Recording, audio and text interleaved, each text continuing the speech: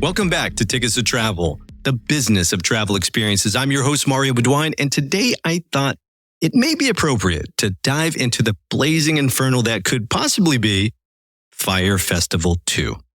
Billy McFarland has had a very well-documented fall from grace for the fraud that he was proven to commit on FYRE Fest 1. So just in case you're not completely up on all this stuff, let's just catch up on the latest developments, shall we?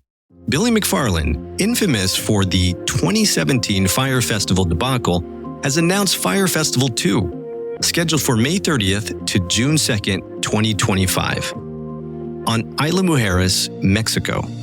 Tickets are currently on sale, ranging from $1,400 to $1.1 million. However, local authorities, including the Isla Mujeres Tourism Board, have stated that no permits have been requested or approved for such an event. And I'm reading from this article. Edgar Gasca, Director General of Economic Development and Tourism of Isla Mujeres, commented, "We have no knowledge of this event, nor contact with any such person or company about it."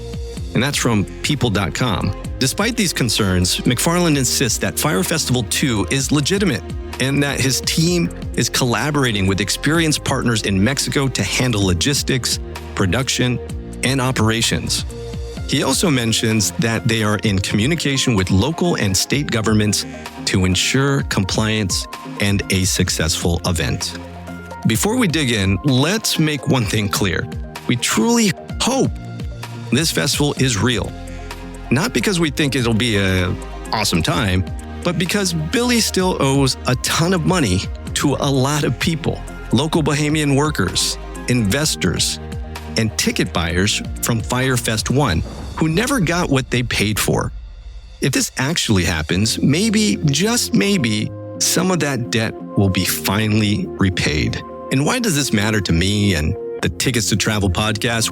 Because this is a niche B2B podcast for professionals in travel, ticketing, and live events who don't really have a massive platform to educate or entertain others who are in the field or aspiring to be in it. So we have to take a moment to give credit where credit is due to the real professionals in live events, ticketing, and destination travel who do this the right way. Companies like On Location, Elevate Experiences, Playa Luna Presents, Vibee, and others put in the work to create seamless, high-quality experiences for attendees. That, along with travel professionals, whether it be agents or destination professionals or hotel professionals, they understand that you can't just announce an event and hope for the best. You need actual infrastructure, experience planning, and wait for it, permits. You need permits, Billy. You really do. There's this tactic among some bad actors or bad promoters in the space where they announce the experience and begin selling ticket packages to essentially raise money for the said event. Now, selling tickets without securing essential components like venues, talent, accommodations, and permits isn't just risky, it's a masterclass in how to ignite a dumpster fire. And in some places, it's considered a crime. Sometimes they call it fraud. So here's the deal. Seasoned event organizers and travel pros spend years meticulously planning every detail, from water supply logistics to medical team coordination, before even considering ticket sales. And if FYRE Festival 1 taught us anything, it's that cutting corners in these areas leads to absolute chaos. Let's talk about it a little bit. The infamous viral image of a sad cheese sandwich in a styrofoam container. Come on, we all saw it. AKA the fine dining experience guests receive instead of gourmet meals. The tents, leftover FEMA disaster relief tents, mind you, blowing away in the night because proper accommodations were never secured. The fact that there was no running water, no proper bathrooms, and in some cases, no way to leave the island itself, that's a problem.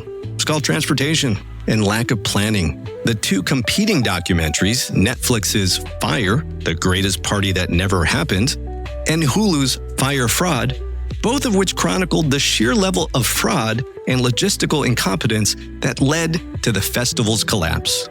So Billy, what's the difference this time? Because right now, all signs point to nothing at all. Seems like you're going to be consistent. For ticketing, here's a description from an article. McFarland has partnered with SoldOut.com, an online ticket marketplace founded by Andrew Hendrick, a 40-year veteran in the ticketing industry. SoldOut.com specializes in strategic partnerships that benefit both event organizers and fans, offering tickets for concerts, sports, theaters. Let's talk about the ticket packages because, folks, you can go online right now and take a look at them. And these names deserve a moment of appreciation.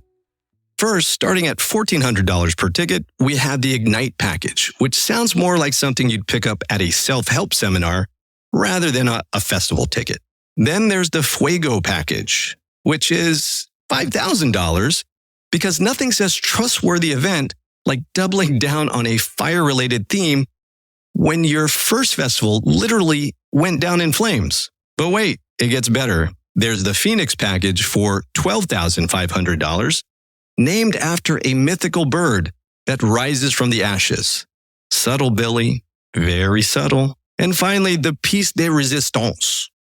The Prometheus package, which for just $1.1 million includes first-class flights, luxury accommodations, and probably a front row seat to the moment when this whole thing inevitably unravels. Honestly, if you're dropping $1 million on this festival, I have a bridge in Brooklyn you might also be interested in purchasing. Again, quoted from an article, as for talent booking, details remain scarce. No official lineup has been announced. And without secured artists, the festival's credibility is further undermined. Really. This omission raises red flags about the event's legitimacy and the organizers' commitment to delivering a quality experience. Yeah, I agree. I can't really see any artists signing on to do this. What agent is going to go to their top tier artists and say, listen, it's going to be like FYRE, dude, and you're not going to get paid up front. So just do it. It's for Billy. Like, I don't think Blink-182 is lining up to be the headliner again. It doesn't make any sense for any artist that could command a $1 million ticket package to even think about it.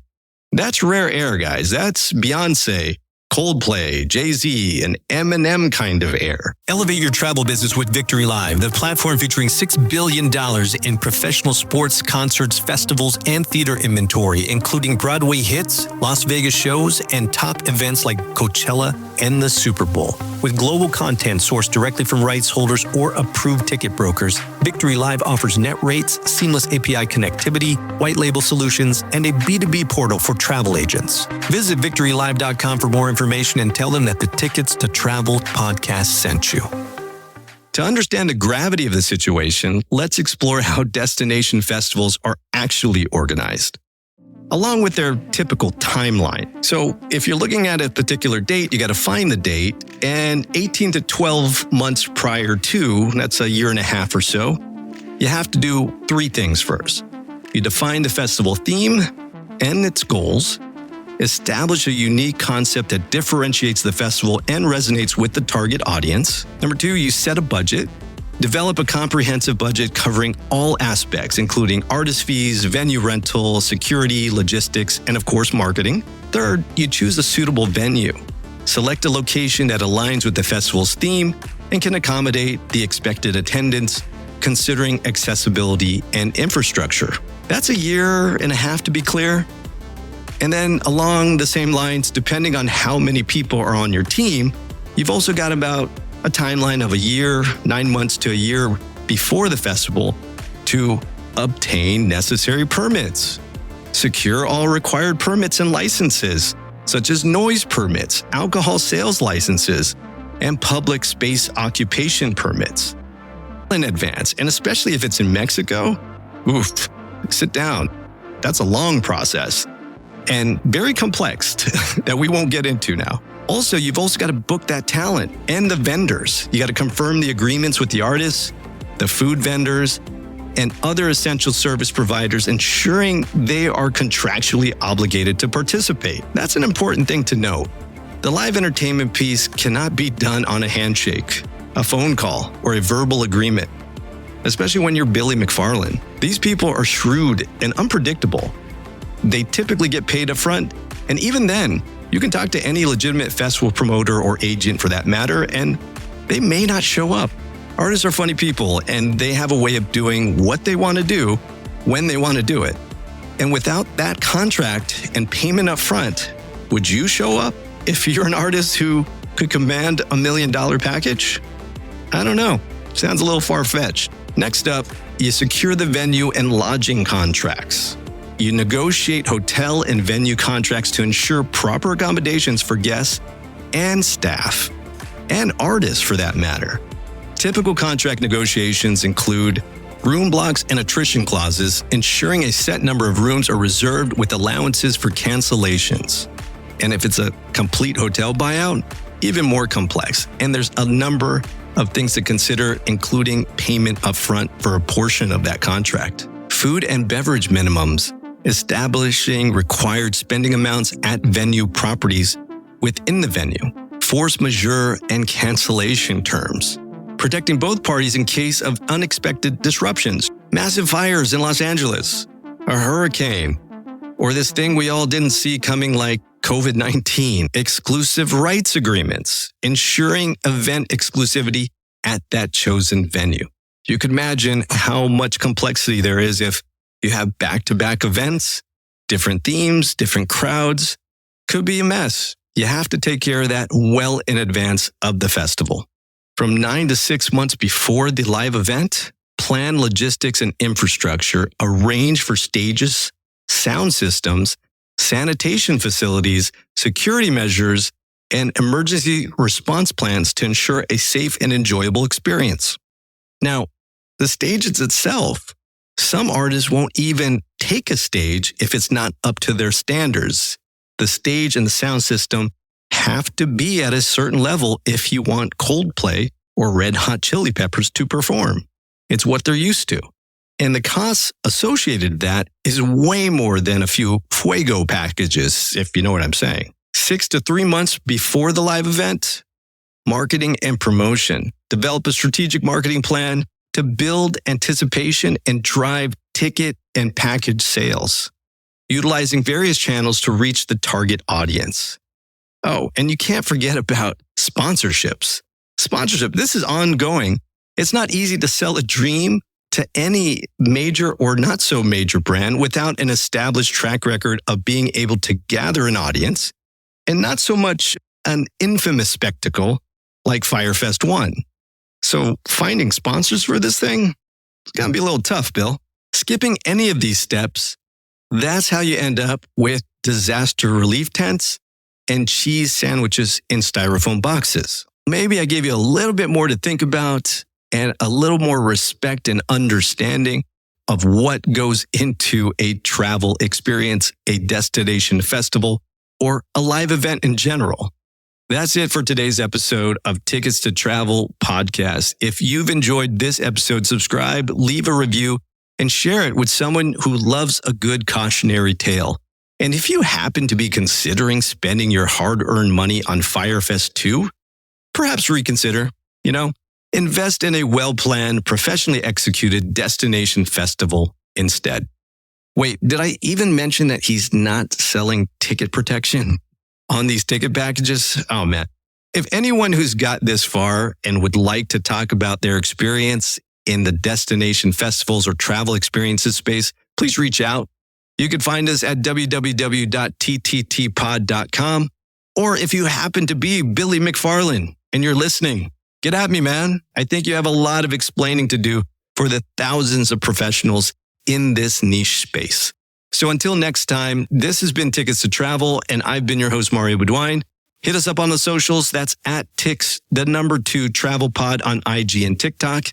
And you can also find all of these episodes on YouTube if that's the way you want to consume your podcast. So stay informed, stay entertained, and check the permits first, guys. Safe travels. Attention travel and ticketing innovators. Whether you're a startup disrupting the industry or an established company ready to take your distribution strategy to the next level, Expo Travel is your ultimate partner in online travel and ticketing distribution. We specialize in helping businesses of all sizes optimize their operations, expand their reach, and unlock new revenue streams. And for startups looking to grow, we partnered with top venture capital syndicates to help you secure the funding you need to turn bold ideas into thriving businesses. From refining businesses to scaling operations and raising capital, Expo Travel is here to drive your success. Visit Expo Travel today. That's xpotravel.com for a consultation. And let's transform the way the world travels, one innovation at a time. Expo Travel, because the future of travel and ticketing starts with you.